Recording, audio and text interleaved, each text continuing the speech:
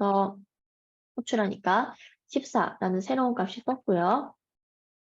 그리고 뭐 이제 현재가 뭔지 보면은 발행했으니까 14 이런 식으로 나오겠죠.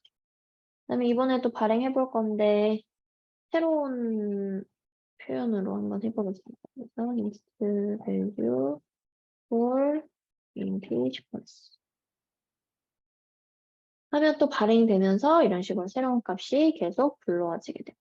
그래서 요 순간 이미 캐싱이 된 겁니다. 그러니까 하면 더 빨리 불러올 수가 있는 것.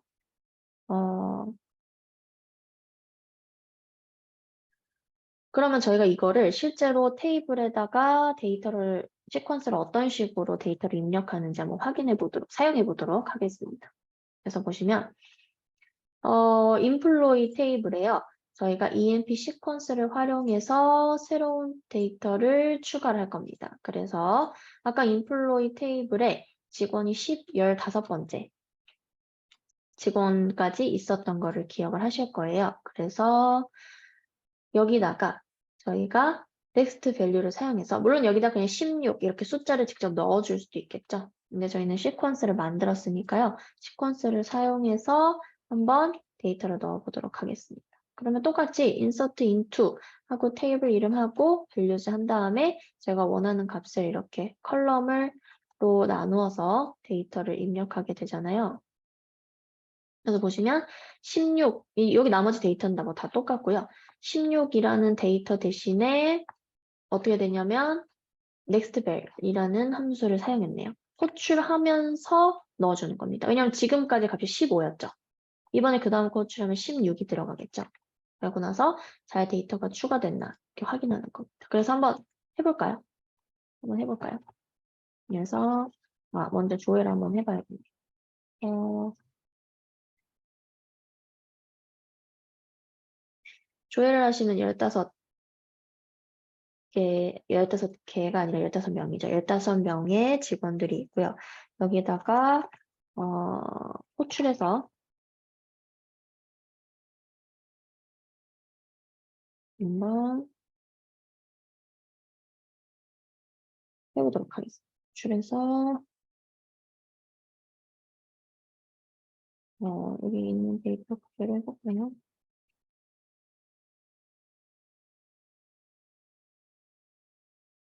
그래서 이런 식으로 데이터를 넣으면 잘 들어갔다고 나오고요. 다시 한번 조회를 해보면 이렇게 됐네요. 그래서 이런 식으로 16개, 저희는 16이라는 숫자를 쓴 게 아니라 이제 시퀀스의 다음 값을 호출했는데 이런 식으로 자동으로 숫자가 들어가죠. 이런 식으로 입력되는 숫자를 일반화해서 넣을 수가 있어요.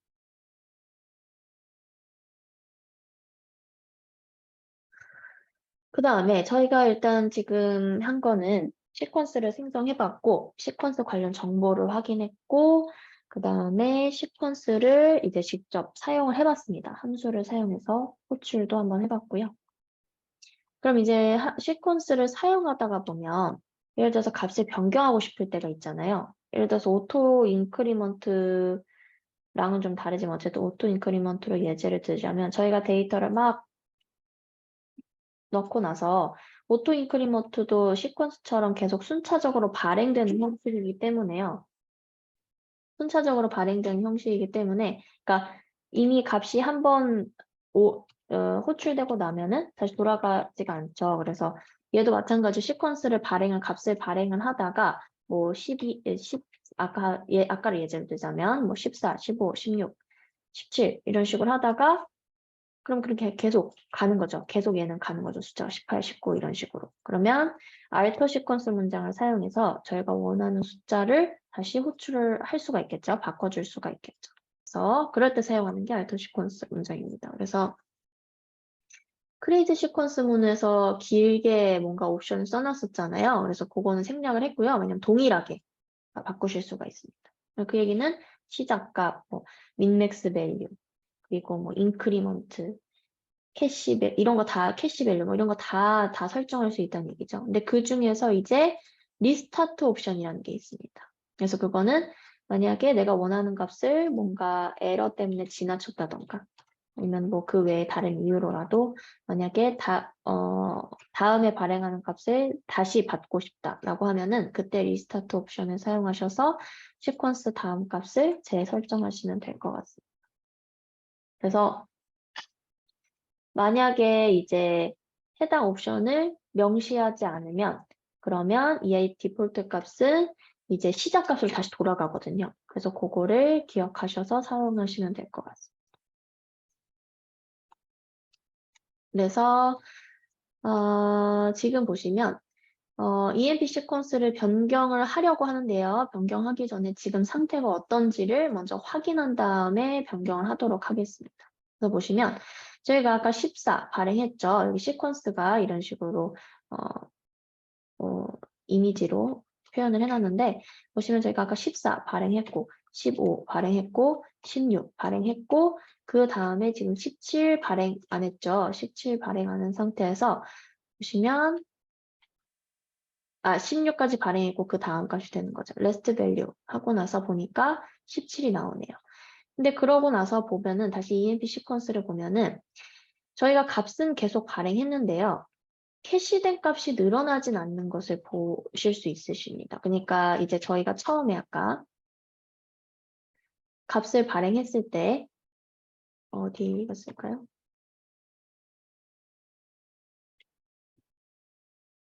아니면 뭐 지금 보여드려도 되고 그러면 저희가 계속 값을 발행을 했는데요. 그러니까 이제 캐싱, 메모리에 딱 캐싱되는 거는 값을 발행하면서 계속 하는 게 아니라 그 딱 처음 불러온 순간 이제 올라가는 거잖아요. 그러니까 계속 1014에 멈춰 있는 거를 확인을 하실 수가 있습니다. 그래서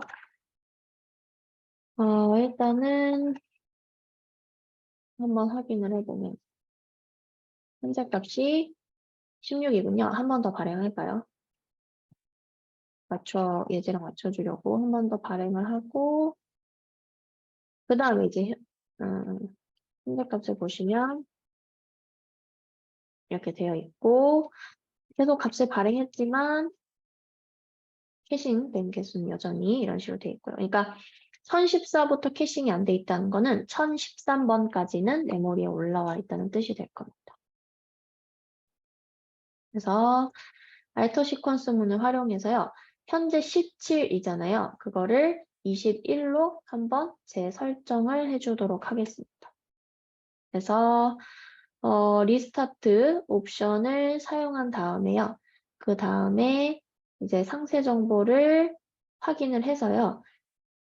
어떤 식으로 바뀌었는지, 아까 저희가 메모리에 캐싱했던 개수들이 어떤 식으로 바뀌었는지 한번 확인해 볼게요. 물론 여기 이미 예제가 나와 있긴 한데요. 보시면 아까는 1014라고 돼 있었죠. 그 얘기는 1013개는 메모리에 캐시돼 있다고 말씀을 드렸습니다. 근데 리스타트 옵션을 쓰는 순간 캐시된 시퀀스 개수가 초기화됩니다. 그러니까 메모리에 올라가 있던 값이 다 싹 날아가는 거죠.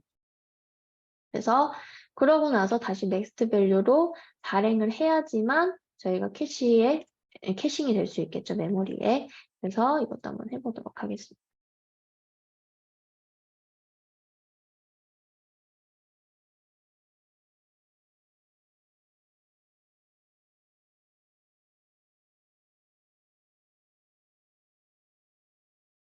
그래서 제가 일단은 21로 현재 값은 17입니다. 17인데 리스타트해서 바꿨고요.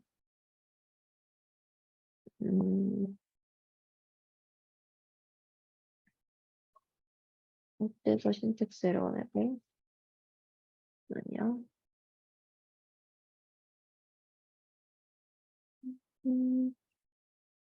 리드를 말해볼까요? 여기는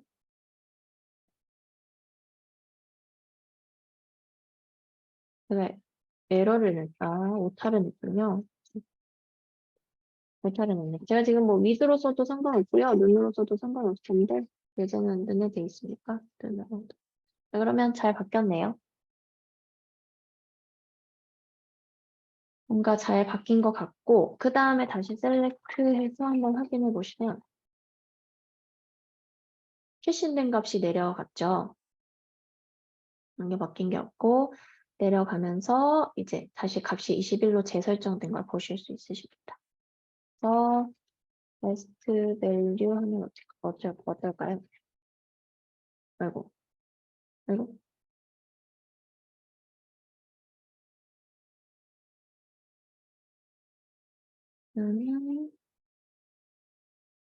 아이고, 레스트 밸류를 먼저 보려고 했는데 발행을 해버렸네요.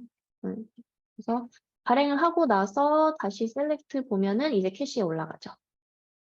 그래서 캐시에 올라가는 순간은 다시 말씀드리면 넥스트 밸류로 딱 호출하는 순간 올라간다라고 생각하시면 돼요. 값을 옮겨줬고 정보도 메타데이터도 확인을 해봤습니다. 근데 방금 한 걸 이제 저희가 alter 시퀀스문을 활용해서도 할 수 있지만요. setVal이라는 함수도 있습니다. 이것도 이제 시퀀스와 관련된 함수인데요. 이 EMP 시퀀스의 다음 값을 재설정하는 방법을 한번 해보도록 하겠습니다. 그래서 이 함수는요. 포스트그레SQL이랑 호환이 가능한 함수입니다. 그래서 포스트그레에서도 사용을 하실 수가 있고요. 이 함수를 사용을 하시면 시퀀스 값을 변경하실 수가 있습니다. 그래서 이렇게 해서도 한번 바꿔보도록 하겠습니다. 아까와 다르게 보면은 EMP 시퀀스하고 100개 면 100 하면은 새로 값이 바뀌면서 이렇게 됩니다. 보여줍니다. 새로 변경된 값을 이렇게 보여주죠. 제가 이거 가지고 얼터 시퀀스문으로 시퀀스 값을 변경했을 때는 쿼리 오케이 하면서 이런 식으로 나왔는데 여기서는 실제로 변경된 값도 확인을 할 수가 있습니다. 그럼 그 다음에 이제 저희가 또 확인을 해봐야겠죠. 그런데 그 전에 지금 값을 발행하기 전에 지금 저희가 어떻게 한 거냐면 set 그러니까 값만 변경한 거죠. 아직 네스트 밸류에서 값을 발행 안 했습니다. 근데 보시면 이 친구는 메모리 캐시가 초기화 안 된 게 보이시죠? 그래서 이거는 이제 저희가 다시 정리해서 말씀드리면 시퀀스 값을 변경할 수 있는 방법은 두 가지입니다. 첫 번째는 alter 시퀀스문, 두 번째는 setVal 함수인데요. 이 두 개의 가장 큰 차이점은요. 메모리 캐싱을 이 변경이 되느냐 안 되느냐 차이입니다. 그래서 alter 시퀀스문을 사용하시면요. 그러고 나서 저희가 next value로 아직 값을 호출하지 않았을 때는 메모리에 캐싱된 값이 싹 다 내려갔죠. 그래서 호출하고 나니까 다시 나타났는데요. 지금은 그냥 setVal 함수로 그냥 이제 값만 그 변경을 해줬는데 메모리 캐싱된 값이 아직 그대로 남아있는 걸 확인을 하실 수가 있습니다. 그래서 이 두 개를 사용하실 때 그런 차이점이 있다는 걸 알고 사용하시면 아마 더 유용하시지 않을까 싶습니다. 그래서 그 두 개는 그런 차이점이 있습니다. 그래서 마지막으로 드롭 시퀀스 해서 저희가 만든 시퀀스 깔끔하게 지워보도록 하겠습니다. 항상 드롭 문 같은 경우 이제 다 오브젝트 관련된 커맨드는 이제 다 규칙이 있죠. 비슷해서 아마 이제 외우기 편하실 거예요. 사용하기 편하실 거고. 그래서 항상 여러 개도 삭제할 수 있죠. 그래서 기존의 거 지울 수 있고. 그러면 지금 한 거는 저희가 지우고 난 다음에 그 다음에 잘 지워졌는지 확인까지 해본 겁니다. 그래서 아까 말씀드린 쇼풀 테이블자는 저희가 테이블의 타입까지 볼 수 있었잖아요. 그 중에서 시퀀스만 확인할 수 있는 쿼리문을 이렇게도 저희가 해볼 수 있겠죠. 그래서 먼저 이렇게 확인해보고 잘 지워졌나 보고 이런 식으로 해보도록 하겠습니다. 그래서 먼저 쇼풀 테이블즈 하면 이런 식으로 테이블 타입까지가 나오고 그럼 저희가 이 문장을 사용해서 마리아DB에서 시퀀스가 어떤 식으로 있는지 뭔가 있는지 모니터링 하고 싶다. 그러면 이 문장을 사용해서도 할 수 있겠죠. 그러면 시퀀스들만 보여줄 수 있습니다. 그러면 여기서 이제 저희가 드롭 시퀀스를 하고요. 시퀀스를 하고 다시 확인하면 잘 제거가 됐네요. 그냥 쇼플 테이블즈에도 제거가 됐을까요? 제거가 잘 됐네요. 근데 그러면 아까 저희는 지금 시퀀스를 지웠는데 시퀀스를 통해서 발행했던 값들이 있잖아요. 심지어 그 값을 발행해서 실제 데이터에도 넣어봤잖아요. 그러면 시퀀스를 사용해서 발행했던 값이 시퀀스를 새로 만든다고 해서 만약 그 발행했던 시퀀스가 없어지면 시퀀스로 발행했던 값도 없어질까라는 궁금증이 들었습니다. 그래서 확인해 보니까 안 없어졌죠. 없어지면 안 되겠죠. 그래서 시퀀스로부터 한번 발행되고 데이터에 들어간 값은 시퀀스랑은 독립적이네요. 그래서 시퀀스가 지워지더라도 시퀀스로 발행한 값은 그대로 남아있다라고 아시면 좋을 것 같습니다. 여기까지 시퀀스에 대해서 설명을 드렸고요. 잠시 쉬고 그 다음에 시노님에 대해서 간단히 말씀을 드리도록 하겠습니다. 잠시 쉬고 다시 뵙도록 하겠습니다. 다들 잘 쉬셨나요? 네, 오늘 마지막으로 시노님에 대해서 간략하게 이제 소개를 드리고 말씀을 드리고 그다음에 이제 마무리를 해보도록 하겠습니다. 사실은 이제 시노님에 대해서 먼저 설명을 드리면 시노님은 별명 이렇게 생각하시면 될 것 같습니다.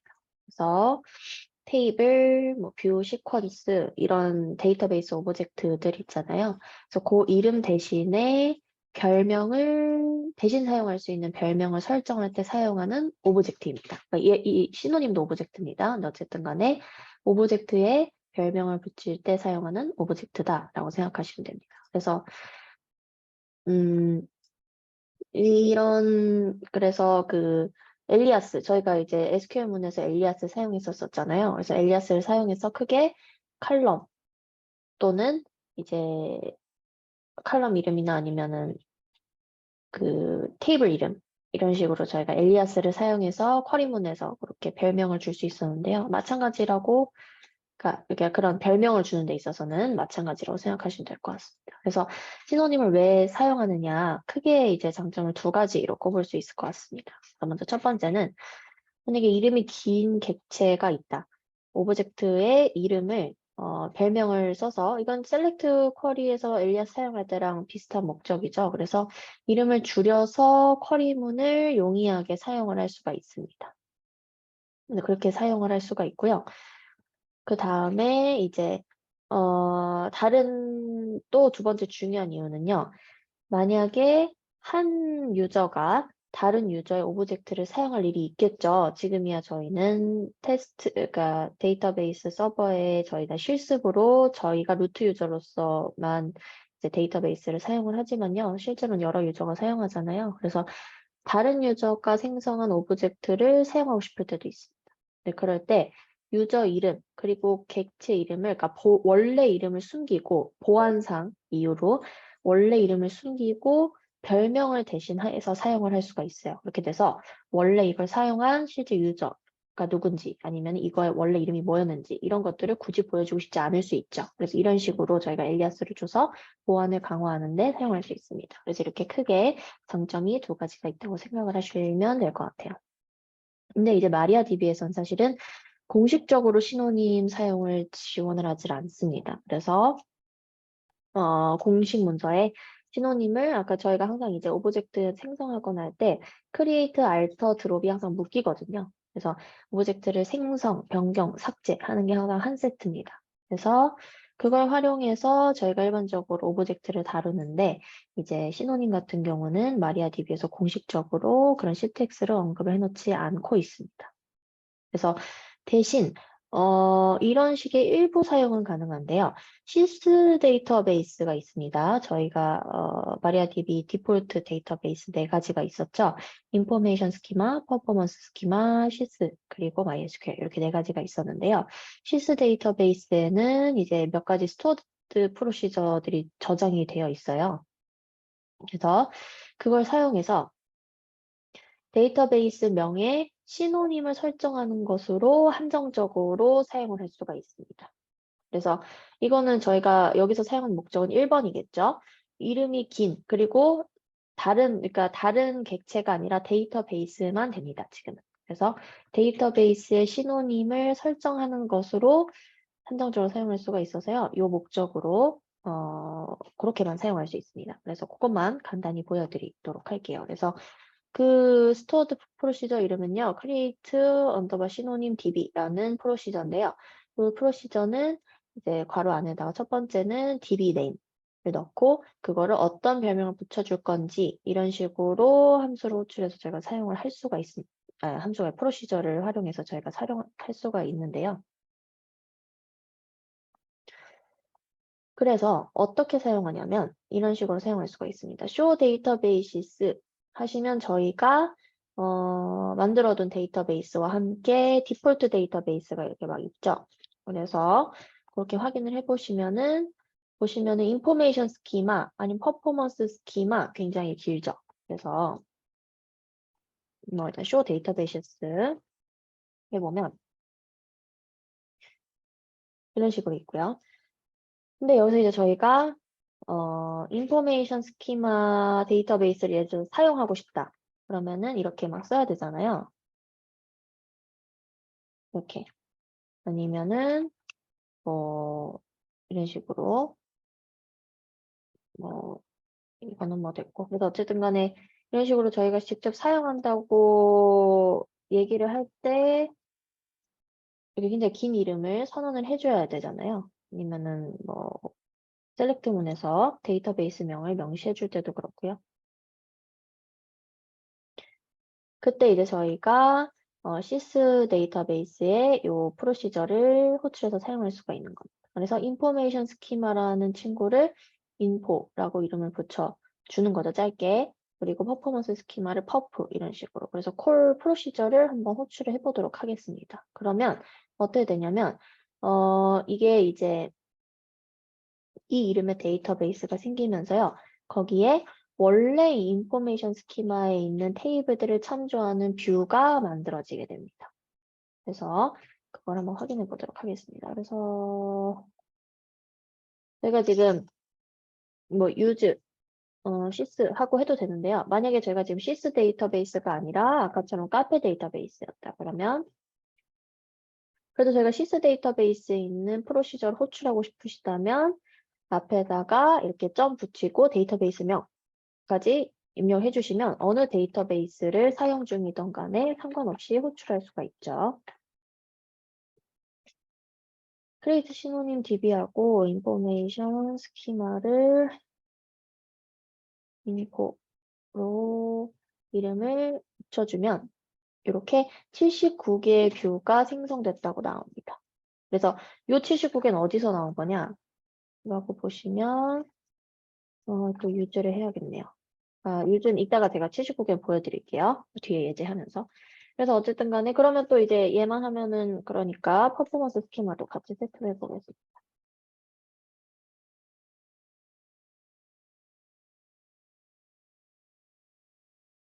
이 친구도 프로시저 호출하면은 81개 뷰가 생성됐다고 나오네요. 그래서 이게 어떤 식으로 동작이 되는 건가 보니까 그러고 나서 다시 쇼 데이터베이스를 하시면요.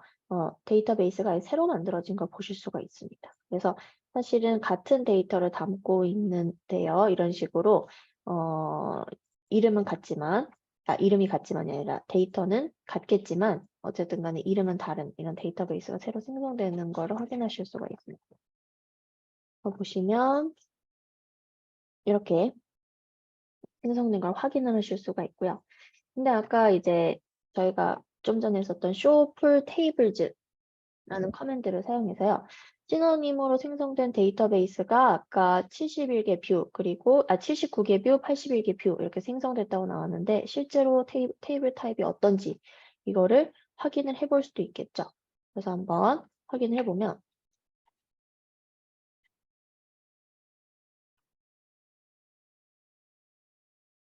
그래서 요 79개 테이블은 테이블이 아니죠. 뷰가 생성이 됐는데요. 여기 테이블 타입 보시면 테이블이 아니라 뷰 이런 식으로 생성된 거를 확인을 하실 수가 있죠. 원래는 어땠을까요? 네. 인포메이션 스키마 같은 경우에는 이런 식으로 시스템 뷰 형태로 원래는 이루어져 있습니다. 그래서 얘는 지금 79개죠. 그래서 얘를 참조한 뷰다라고 보시면 됩니다. 그래서 다 복사를 해왔겠죠. 그리고 그 다음에 그것도 봐야겠죠. 퍼프.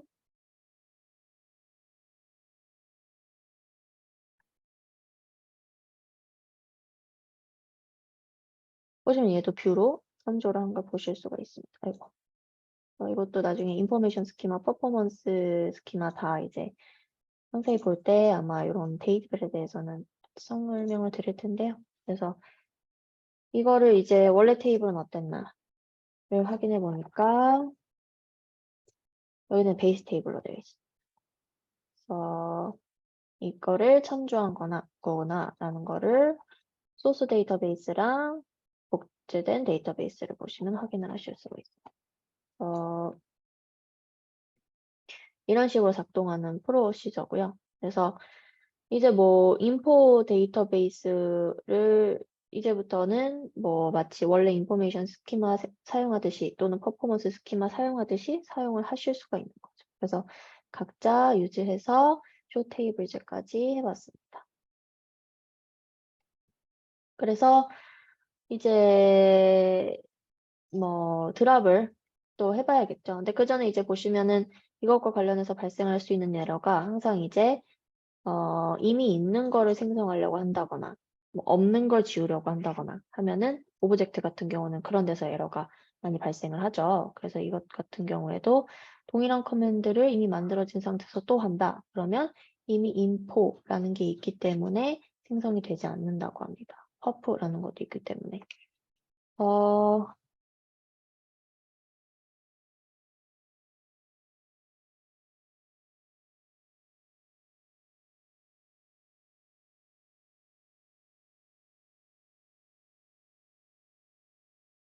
하시면 당연히 안 된다고 하겠죠.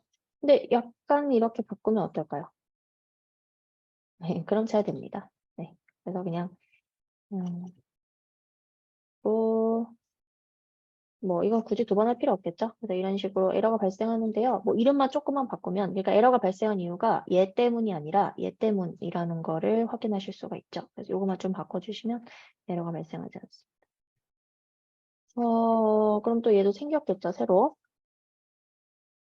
얘네들 다 지워줘야겠네요.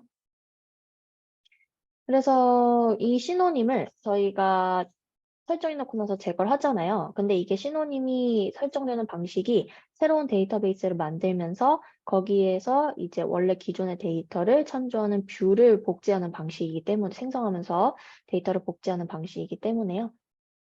네, 생성하는 방식이기 때문에 저희가 드롭 데이터베이스로 그냥 삭제하시면 됩니다. 그래서 이거 다 삭제를 해볼까요? 그리고 데이터베이스 인포도 지우고 도 지우고 아까 혹시나 해서 인폼도 만들어 봤으니까 그것도 지우고 다시 확인을 해보면 다 잘 지워졌네요. 그래서 이제 더 이상 엘리아스를 쓸 수 없겠죠. 아까는 뭐 유즈 인포 뭐 해가지고 사용할 수가 있었는데 지금은 이제 더 이상 사용할 수가 없습니다. 그런 데이터베이스가 없으니까 더 이상 사용을 하실 수가 없습니다. 그래서